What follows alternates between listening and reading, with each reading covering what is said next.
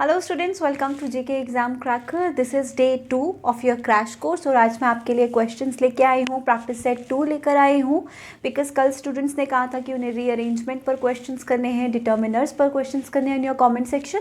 सो आप लोगों ने वहाँ पर कहा था, तो मैं आपके लिए आज कुछ क्वेश्चंस लेकर आई हूँ डिटर्मिनर्स से भी, एंड जो PQRS ABCD जो रीअरेंजमेंट आता है, सेंटेंस रीअरेंजमेंट, उसके बेसिस पर भी आज हम कुछ क्वेश्चंस करेंगे।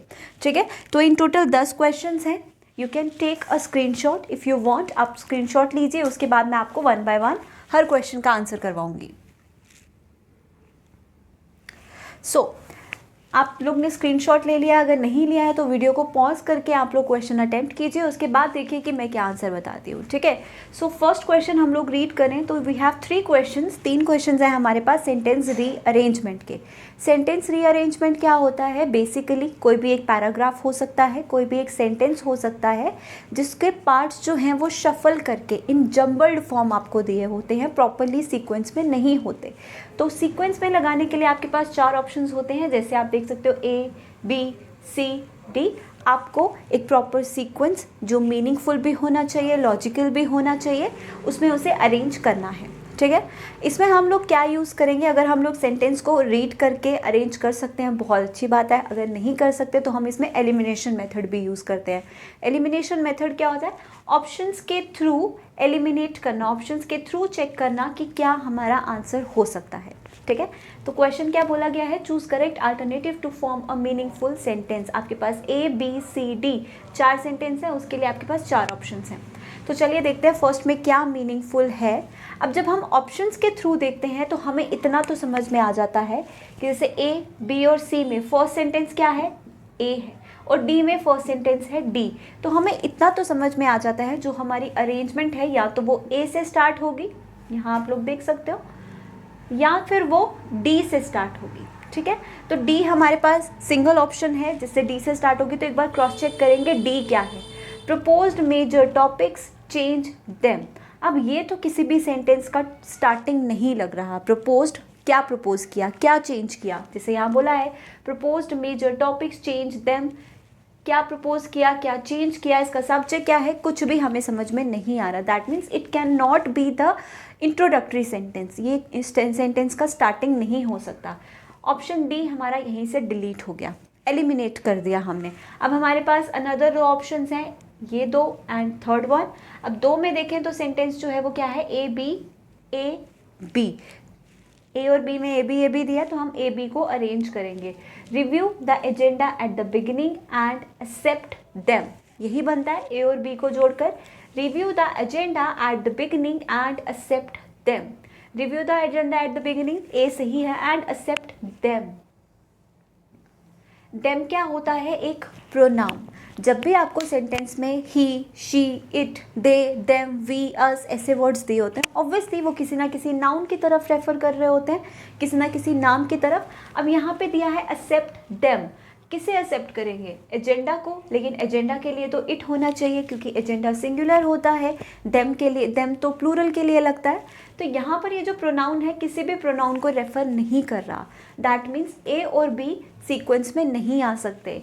तो हमारे पास हमारा ये ऑप्शन भी एलिमिनेट होता है और ये ऑप्शन भी एलिमिनेट होता है। ये मेथड मैं आपको सिर्फ समझाने के लिए बता रही हूँ, अदरवाइज आप सेंटेंसेस को रीड करके भी अरेंज कर सकते हैं, तो बहुत अच्छी बात है। ठीक है, उसके बाद एक ऑप्शन पर आ जाते हैं ACDB। ऑब्वियसली यही हमारा आंसर होने वाला है, बट स्टिल हम एक बार अरेंज करके देखते हैं। Review the agenda at the beginning of each meeting.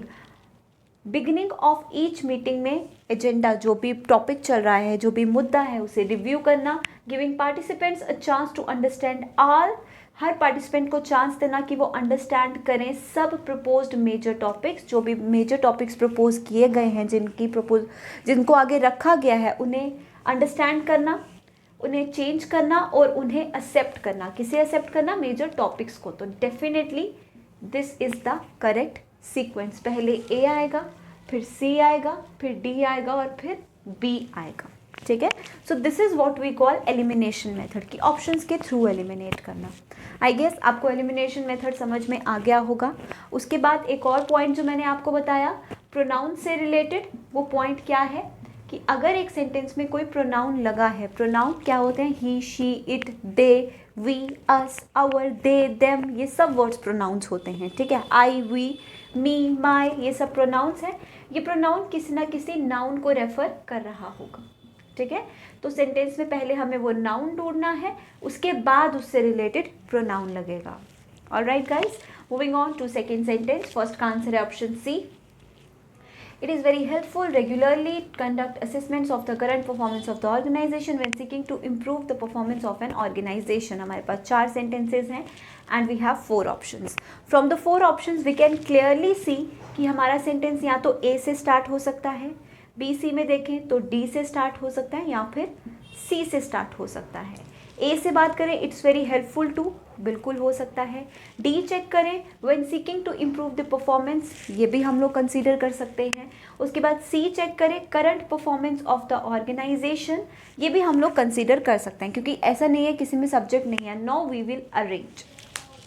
कैसे अरेंज करेंगे, पहले हम लोग फर्स्ट ऑप्शन लेते हैं। It is very helpful to regularly conduct assessments of the current performance of the organization when seeking to improve performance of an organization. अब इसमें जो हमारा हिंट है ना गाइस, वो यहाँ पर है,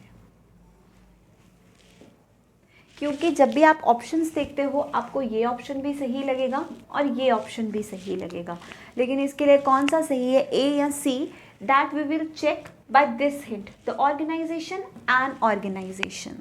मैंने आप लोगों को आर्टिकल्स पढ़ाए थे, ठीक है। हमारे पेड कोर्स में आर्टिकल्स अवेलेबल हैं, आप वहाँ पर भी पढ़ सकते हैं। आर्टिकल्स में क्या होता है, जब भी कोई चीज़ के बारे में हम लोग पहली बार बात कर रहे हैं, for example a boy, a book, पहली बार ही हमने सेंटेंस में उसको मेंशन किया है तो हम उसके साथ क्या लगाते हैं, ए और एन। लेकिन जब उसी बुक, उसी बॉय या उसी चीज़ के बारे में वापस से हम अनदर सेंटेंस में बात कर रहे हैं तो हम उसके साथ द लगाते हैं। क्यों द लगा के हम ये स्पेसिफाई करते हैं कि ये वही बुक है जिसके बारे में मैंने पहले सेंटेंस में बात की है। सिमिलरली यहाँ पर देखिए क्या लगा है, an organization when seeking to improve the performance of an organization, और यहाँ पर है द ऑर्गेनाइजेशन। समझ रहे हैं आप बात, एन ऑर्गेनाइजेशन मतलब ऑर्गेनाइजेशन के बारे में पहली बार बात हो रही है, फिर उसी ऑर्गेनाइजेशन के बारे में वापस से बात हो रही है, तो उसके लिए हमने क्या लगा दिया, the organization. The organization refer क्या करता है, जिसके बारे में यहाँ बात हो रही थी ये वही है, राइट। तो अकॉर्डिंगली हमारे पास सी बाद में आना चाहिए, डी पहले आना चाहिए, है ना। तो option C, we will go for option C, क्योंकि डी पहले है, सी बाद में है। आप अरेंजमेंट कीजिए। When seeking to improve the performance of an organization, it's very helpful to regularly conduct assessments of the current performance of the organization. अगर आप परफॉर्मेंस इंक्रीज करना चाहते हैं एक ऑर्गेनाइजेशन की, तो रेगुलर असेसमेंट्स होने चाहिए जो उसकी रेगुलर परफॉर्मेंस बताता है ऑर्गेनाइजेशन की, ये बोला गया है। So option C is the correct answer. Okay, moving on to third one. यहाँ पर भी हमारे पास सीक्वेंसिंग है। अगेन आपके पास ऑप्शंस हैं जिससे आप लोग क्लियरली देख सकते हो, या तो ए, या तो बी, या तो डी से हमारा सेंटेंस स्टार्ट होता है। अगर हम बी सेंटेंस देखें तो कोई भी सेंस नहीं बनेगा, एलिमिनेटेड। उसके बाद अगर हम लोग देखें डी, फॉर फ्रेशरमैन एंड सोपोमोर्स, तो ये भी नहीं बनेगा, प्रेपोजिशन से स्टार्ट हो रहा है। उसके बाद ए वाले ऑप्शंस बचते हैं, तो लेट अस सी कौन सा सही है। Several years ago, course on climate change at Texas A&M university, professor Andrew Dressler created an introductory for freshmen and sophomores. तो देखिए यहाँ पर सी और बी के बीच में कोई भी कनेक्शन नहीं बनता, बी के बाद सी नहीं आएगा, सी बी से पहले आना चाहिए। कैसे आएगा, अरेंज कीजिए। Several years ago, professor Andrew Dressler created an introductory course on climate change at Texas University for freshmen and sophomores। ठीक है, सो अकॉर्डिंगली क्या करेक्ट आंसर होगा हमारे पास, option A, C B D, पहले ये, फिर ये, फिर ये, फिर ये। ठीक है गाइज, ये आपका करेक्शन तभी हो सकता है when you do more and more practice. आपको स्क्रीन पे एक क्वेश्चन दिख रहा है for sentence arrangement, this is your home task. 3 question हमने आज किए हैं, एक आपका होम टास्क रहेगा जो आप मुझे कमेंट सेक्शन में आंसर बताएंगे इस क्वेश्चन का कि करेक्ट अरेंजमेंट इसके लिए क्या है। ये सिर्फ इतना ही नहीं है, day by day we will do more questions, we will do more practice. हर प्रैक्टिस सेट में 1 से 2 क्वेश्चन इसके बेसिस पे हम लोग ज़रूर करेंगे, ठीक है, जिससे आपका भी प्रैक्टिस होगा। Moving on to other part, question number 4 and 5। Question number read कर लेते हैं हम लोग। Choose one nearest to the meaning of the underlined word. हमारे पास अंडरलाइंड वर्ड्स है क्वेश्चन नंबर 4 एंड 5 में, इनका हमें सिनोनिम चूज करना है, नियरेस्ट मीनिंग बताने वाला वर्ड चूज करना है। तो फर्स्ट वर्ड में क्या है, he was too cunning for her. Cunning, cunning का मतलब क्या होता है, डिसीटफुल, धोखा, जो धोखा दे सकता है, ठीक है। डिसीटफुल, डिसऑनेस्ट बोल सकते हैं, डूबियस बोल सकते हैं, मेनी वर्ड्स। कनिंग हम उससे बोलते हैं। अब ऑप्शंस में देखते हैं, डिसऑनेस्ट या फिर डिसीटफुल कौन सा मीनिंग वर्ड रखता है। कैपेबल, कैपेबल का मतलब जो किसी भी चीज़ की एबिलिटी है जिसमें। फिट मतलब किसी चीज़ में फिट हो सकता है। इंटेलिजेंट, इंटेलिजेंट तो नहीं हो सकता बिकॉज कनिंग का मतलब क्या होता है, डिसीटफुल, जो धोखा दे सकता है। उसके बाद आता है डॉजी। डॉजी का मतलब भी होता है जो आपको कभी भी चकमा दे सकता है, आपको कभी भी धोखा दे सकता है। तो this is the correct answer, synonym of the word cunning. एक और वर्ड लिख लीजिए चाहे इससे रिलेटेड, डिसीटफुल, ठीक है गाइस, यहाँ तक हो गया। उसके बाद सेकेंड वन पे आते हैं, another one. The whole thing was a futile exercise. The word is futile. अब फ्यूटाइल का मतलब क्या होता है, बिना वजह का, बिना वजह का, या फिर हम लोग कह सकते हैं फ्यूटाइल का मतलब फ्रूटलेस, जिसका कोई भी असर नहीं है, जिसका कोई भी इफेक्ट नहीं होगा, इफेक्टलेस, फ्रूटलेस, जिसका कोई भी आउटकम जो है वो नहीं आएगा, पॉइंटलेस हम लोग बोल सकते हैं, ठीक है, बेवजह का।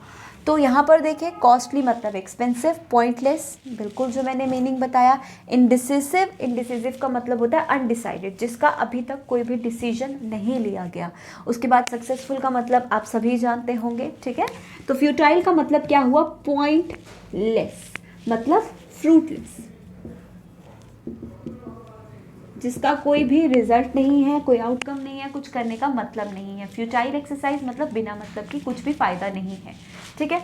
उसके बाद आते हैं another fill in the blanks में। We have 6 to 10 question on fill in the blanks. किसके बेसिस पे, डिटर्मिनर्स के बेसिस पे, ठीक है। क्वेश्चन क्या लिखा गया है, fill in the blanks with appropriate determiners. अब सबसे पहला क्वेश्चन तो ये, डिटर्मिनर्स क्या होते हैं। डिटर्मिनर्स एक्चुअल में स्पेसिफायर्स होते हैं ऑफ अ नाउन। किसी भी नाउन के साथ जब कोई स्पेसिफिक वर्ड लगता है जो उसका क्वांटिटी बता सकता है, उसका नंबर बता सकता है, उसके बारे में कुछ भी एग्जैक्ट इंफॉर्मेशन दे सकता है कि वो कैसा है, कितना है, काइंड ऑफ एडजेक्टिव्स ही, तो उन्हें ही हम लोग कहते हैं डिटर्मिनर्स। अब डिटर्मिनर्स क्वालिटी भी बताते हैं, क्वांटिटी भी बताते हैं, नंबर भी बताते हैं, तो there are many determiners. Questions करेंगे इसके बेसिस पे। क्वेश्चन नंबर 6 रीड कीजिए और मुझे आपको गेस करना है कि क्या आंसर है। With this you have lost dash chance that you had. इसके साथ तुमने वो एक चांस भी खो दिया जो तुम्हारे पास था। सिर्फ एक चांस था आपके पास इन टोटल और आपने वो भी खो दिया, यही बोला गया है। तो यहाँ पर हमारे पास बात किसके बारे में की गई है, चांस के बारे में, ठीक है। कोई भी एक चांस या ऑप्शन जो आपके पास था। ऑप्शंस हैं a little, little, the little, slight. Slight का मतलब होता है थोड़ा, ठीक है, लेस। अब हमारे पास 3 वर्ड्स हैं, little, a little, the little. No, what is the difference, तीनों ही तो लिटल हैं। अ लिटल बोले, लिटल बोले, द लिटल बोले, क्या कोई फ़र्क पड़ता है, बिल्कुल पड़ता है। कैसे फ़र्क पड़ता है, हमारे पास 3 वर्ड्स हैं, या तो हम लिटल लिखते हैं, या तो हम अ लिटल लिखते हैं, या तो हम द लिटल लिखते हैं, ठीक है। ये क्या बताते हैं, बेसिकली क्वांटिटी। किसके साथ लगते हैं, अनकाउंटेबल नाउन्स के साथ। अनकाउंटेबल नाउन्स कौन से होते हैं, वैसे नाम किसी भी चीज़ का वैसा नाम या कोई भी ऐसी चीज़ जिसकी हम गिनती में बात नहीं कर सकते, जिसके साथ हम 1 2 3 4 नहीं लगा सकते, हम उसकी क्वांटिटी बता सकते हैं। क्वांटिटी बताने वाले एग्जांपल्स जैसे कि हम वाटर की क्वांटिटी बताते हैं 1 लीटर 2 लीटर, मिल्क की क्वांटिटी बताते हैं 3 लीटर्स 4 लीटर्स। देन और किसकी क्वांटिटी बता सकते हैं? Happiness is a word. हम कभी नहीं बोलते 1 हैप्पीनेस 2 हैप्पीनेस, हम कैसे बोलते हैं? मोर हैप्पीनेस, मच हैप्पी, ऐसा ही बोलते हैं हम लोग। तो वो क्या हो गया? अनकाउंटेबल। ठीक है, तो लिटिल अनकाउंटेबल के साथ लगता है, क्वांटिटी बताता है। Now what is the difference little, a little, the little के बीच का? तो लिटिल हम लोग तब लगाते हैं जब हमें क्या बोलना होता है? Negligible amount of something. Negligible मतलब जब कोई चीज़ ना के बराबर है कि आप उसका कुछ ज़्यादा इस्तेमाल भी नहीं कर सकते, उस चीज़ के साथ हम लोग लिटिल लगाते हैं। अ लिटिल लगाते हैं जब कोई चीज़ यूजेबल है। फॉर एग्जाम्पल इफ़ आई से I have little water in the glass, little water मतलब पानी, ग्लास में सिर्फ 1 से 2 बूंद पानी है जिससे मेरी प्यास भी नहीं बुझ सकती, कुछ नहीं हो सकता। ठीक है, इफ़ आई से I have a little water in the glass, तो मतलब ग्लास जो है वो हाफ फिल्ड है या थोड़ा बहुत फिल्ड है जिससे एटलीस्ट मैं पी सकता हूँ पानी। समझ रहे हो? देन इफ़ आई से the little water, the little का वाटर का मतलब क्या हुआ कि जितना पानी मुझे चाहिए या फिर जितना एक ग्लास में होना चाहिए उतना है। ठीक है, सो अ लिटिल क्या बताता है? यूजेबल। द लिटिल बताता है सफिशिएंट, जितना है उतना काफ़ी है या उतना रिक्वायरमेंट है। सो यहाँ पर बोला क्या गया है? With this you have lost dash chance that you had, तुमने वो एक चांस भी खो दिया जो तुम्हारे पास था, मतलब जो तुम्हारे पास इन टोटल था। तो इन टोटल मतलब द लिटिल, जितना इनफ था तुम्हारे लिए चांस। तो क्या होना चाहिए answer? Option C. Alright, moving on to next question. Do you have dash rice left? Do you have little rice left? Do you have few rice, a few rice, any rice? अब rice is also uncountable. अब यहाँ पर क्या है? Question पूछा गया है। तो जब भी आप किसी से पूछते हो कि आपके पास ये कुछ है, क्वेश्चन कर रहे हो आप, तो उस वक्त आप किसका यूज़ करते हो? एनी का। We use any. Do you have any book? Do you have any pen? हम ऐसा कभी नहीं बोलते do you have some pens, do you have some books, no. ठीक है, I have some books, do you have any book, इस तरीके से हम लोग बोलते हैं। हम ये सेंटेंस देखें तो यहाँ पर क्वेश्चन पूछा गया है कि आपके पास ये कुछ है, it can be countable, uncountable, हम एनी को चूज़ करेंगे। ठीक है, आगे बढ़ते हैं। There is hardly dash work left for you. अब यहाँ पर देखिए सेंटेंस में क्या बोला है? हार्डली। तो हार्डली के साथ क्या लगता है? एनी। ठीक है, there is hardly any work left for you, मुश्किल से कुछ ही वर्क तुम्हारे लिए बचा है। ठीक है, काम तुम्हारे लिए बचा है। तो option B is the correct answer. Hardly के साथ हम लोग एनी लगाते हैं। उसके बाद अनदर सेंटेंस पे आते हैं। दो Chinese is a difficult language dash students opted for it. Chinese मुश्किल है फिर भी कुछ स्टूडेंट्स ने इसके लिए ऑप्ट किया है। ऑप्शन है much students, more students, many students, few students. जब हम मच की बात करते हैं तो मच किसके साथ लगता है स्टूडेंट्स? अनकाउंटेबल नाउन्स के साथ। तो स्टूडेंट्स तो काउंटेबल होते हैं, 1 स्टूडेंट, 2 स्टूडेंट, 3 स्टूडेंट्स नंबर्स में बात कर सकते हैं, तो ये नहीं लग सकता। मोर भी नहीं लग सकता, मोर क्वांटिटी बताता है ज़्यादा। उसके बाद मैनी की बात करें, बिल्कुल लग सकता है, क्योंकि मैनी किसके साथ लगता है? काउंटेबल नाउन्स के साथ, सो बिल्कुल लग सकता है। फ्यू भी किसके साथ लगता है? काउंटेबल नाउन्स के साथ। लेकिन फ्यू का मतलब होता है ना के बराबर। जैसे मैंने little, a little, the little बताया ना, बिल्कुल वैसे ही few, a few, the few होता है। फ्यू का मतलब ना के बराबर, अ फ्यू का मतलब यूजेबल, द फ्यू का मतलब सफिशिएंट, टोटल, रिक्वायरमेंट। ठीक है, सो यहाँ पर फ्यू का मतलब है ना के बराबर, लेकिन यहाँ बोला गया कुछ स्टूडेंट्स ने फिर भी उसे ऑप्ट किया जबकि वो मुश्किल था, तो इसीलिए हम लोग क्या चूज़ करेंगे? Many students. चाइनीज़ मुश्किल लैंग्वेज है, फिर भी काफ़ी स्टूडेंट्स ने ऑप्ट किया है। ठीक है, so many. Next last question. Dash of my colleagues are going on the trip. Options हैं no of my colleagues, wrong, none of my colleagues, neither of my colleagues, either of my colleagues.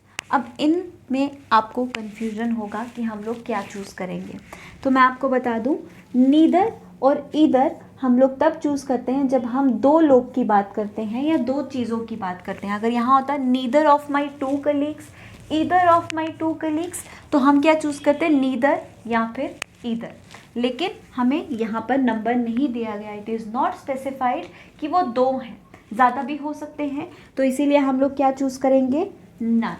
None लगता है 2 से ज़्यादा के लिए, neither या either लगता है सिर्फ 2 के लिए, 2 में से 1, 2 में से 1 भी नहीं। समझ रहे हो बात? So the answer is option B.